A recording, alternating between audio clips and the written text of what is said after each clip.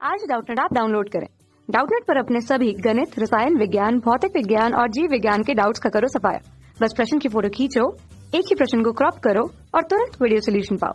अभी डाउनलोड करें। नमस्कार दोस्तों, हमारा प्रश्न है कि अणुसूत्र C5H12 के कितने समावयवी होंगे। तो हमें बताना है कि हमें जो अणुसूत्र दिया गया है C5H12 के कितनी समावयवी इसकी संरचना बनेगी। ठीक है, तो सबसे पहले दोस्तों मैं यहाँ पर इसका अणुसूत्र लिख लेता हूँ जो कि हमें प्रश्न में दिया गया है। ठीक है, तो दोस्तों हमें अणुसूत्र क्या दिया गया है, C5H12। तो हम कह सकते हैं कि यहाँ पर हमारी कार्बन की संख्या कितनी है। कार्बन की जो संख्या है दोस्तों वो है 5। ठीक है, क्योंकि यहाँ पर 5 कार्बन है। ठीक है, तो दोस्तों ये हो गई हमारे कार्बन की संख्या कितनी है, 5। तो दोस्तों हम इसके समावयवी की संरचना बनाते हैं कि इसकी संरचना कितने प्रकार की बनती है। उसके बाद हम अपने विकल्प को देखेंगे कि कौन सा विकल्प हमारा इनमें से सही है। ठीक है, तो दोस्तों यहाँ पर 5 कार्बन की श्रृंखला बनेगी। तो हम कह सकते हैं कि सबसे पहली जो संरचना होगी वो हमारे 5 कार्बन की होगी। और 5 कार्बन की श्रृंखला को क्या कहते हैं, हम पेंटेन के नाम से जानते हैं। तो हमारी 5 कार्बन को मैं सबसे पहले इस तरीके से व्यवस्थित कर लेता हूँ। ये हो गई हमारी तीसरी, चौथी और ये हो गई 5वीं। तो 5 कार्बन के बीच में सभी पे क्या होगा, एकल बंध होगा। तो मैं एकल बंध का निर्माण करता हूँ। अब इस श्रृंखला को पूरा करते हैं। ये हमारा पहला पद है और ये हमारा अंतिम पद है। तो ये हमारा मेथिल होगा। ये हो जाएगा CH2, ये भी हो जाएगा CH2 और ये हो जाएगा CH2। ठीक है, तो यहाँ पर कार्बन की संख्या कितनी है, वो है 5। और उसी तरह से हाइड्रोजन की संख्या कितनी है, वो है 3, 4, 5, 6, 7, 8, 9, 10, 11, 12। तो हम कह सकते हैं कि ये हमारी C5H12 की संरचना है। तो ये हो गई दोस्तों हमारी पहली संरचना। ठीक है, और इसका दोस्तों नाम क्या होता है वो भी हम देख लेते हैं। तो दोस्तों हम इसे किस नाम से जानते हैं, 5 कार्बन को हम पेंटेन के नाम से जानते हैं। तो ये हमारा क्या हो जाएगा, इसका नाम होगा पेंटेन। ठीक है, क्योंकि सभी पे एकल बंध है तो इसका नाम हो जाएगा पेंटेन।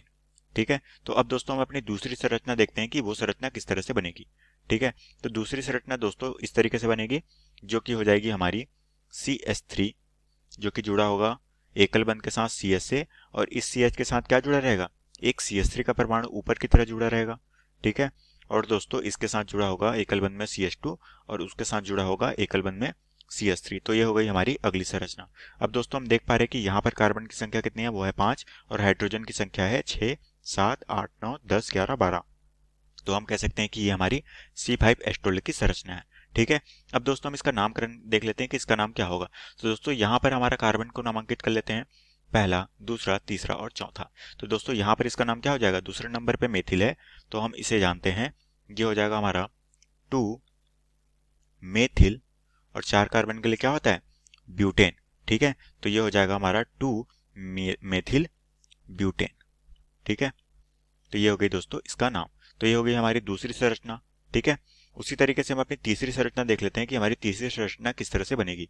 ठीक है, तो ये जो मेथिल का परमाणु है दोस्तों, ये अगले पद में क्या होगा, ये हमारे किसके साथ जुड़ जाएगा, यहाँ पर हमारा एक मेथिल का परमाणु और ये मेथिल का परमाणु दोस्तों इस दूसरे कार्बन के साथ में आके जुड़ जाएगा। तो दोस्तों हमारी जो तीसरी संरचना बनेगी, ये कार्बन के साथ में पहला मेथिल का परमाणु और यहाँ पर जुड़ जाएगा हमारा दूसरा मेथिल और ये जुड़ जाएगा हमारा तीसरा मेथिल और ये हो गया हमारा चौथा मेथिल। तो दोस्तों ये जो हमारी संरचना बनेगी, ये हमारी इस तरह से तीसरी संरचना बनेगी। और दोस्तों यहाँ पर हम देख लेते हैं कार्बन की संख्या कितनी है, वो है 1, 2, 3, 4, 5 और हाइड्रोजन की संख्या कितनी है, वो है 6 और यहाँ पर है हमारी 6। तो कितने हो गए, हमारे 12 हो गए। तो हमारे पास कितने आ गए, C5H12 की ये हमारी तीसरी संरचना है। और दोस्तों हम जानते हैं कि इसका नामकरण क्या होगा, इसका जो नाम होगा दोस्तों, हम यहाँ से इसका नामांकन करेंगे, ये होगा पहला, दूसरा, ये हो जाएगा तीसरा। ठीक है, तो यहाँ पर दूसरे कार्बन के साथ में 2 मेथिल समूह है तो इसका नाम हो जाएगा हमारा 2 मेथिल की संख्या कितनी है, वो है 2 के लिए क्या होता है, डाई। तो ये होगा डाई मेथिल। और 3 कार्बन के लिए क्या होता है दोस्तों, वो होता है प्रोपेन। तो ये हो जाएगा हमारा एकल बंध में है इसलिए हो जाएगा प्रोपेन। तो ये हो गई दोस्तों हमारी तीसरी संरचना। तो दोस्तों हमने देखी कि हमारी जो C5H12 की C5H12 कितनी संरचना बन रही है, यहाँ पर दोस्तों जो संरचना बन रही है वो है 3। तो हमारा आंसर क्या हो जाएगा, वो हो जाएगा ऑप्शन ए, जहां पर दिया गया है 3। ये हमारे प्रश्न का बिल्कुल सही उत्तर होगा। उसी तरीके से हमें ऑप्शन भी दिया गया है 4, 5 और 6। तो ये हमारा क्या हो जाएगा दोस्तों, ये हमारा गलत उत्तर है। उसी तरह से हमारे जो ऑप्शन सी है ये भी हमारा गलत है और ऑप्शन डी जो है 6 दिया गया है ये भी हमारा गलत है। तो हम कह सकते हैं कि जो हमारा ऑप्शन ए है, जो जिसमें कहा गया है कि इसके 3 समावयवी की संरचना बनेगी, ये हमारे प्रश्न का बिल्कुल सही उत्तर हो जाएगा। तो आशा करता हूँ दोस्तों आपको ये प्रश्न समझ आया होगा। धन्यवाद। कक्षा 6 से 12वीं से लेकर नीट, IIT, JEE वो एडवांस के लेवल तक 1 करोड़ से ज्यादा छात्रों का भरोसा।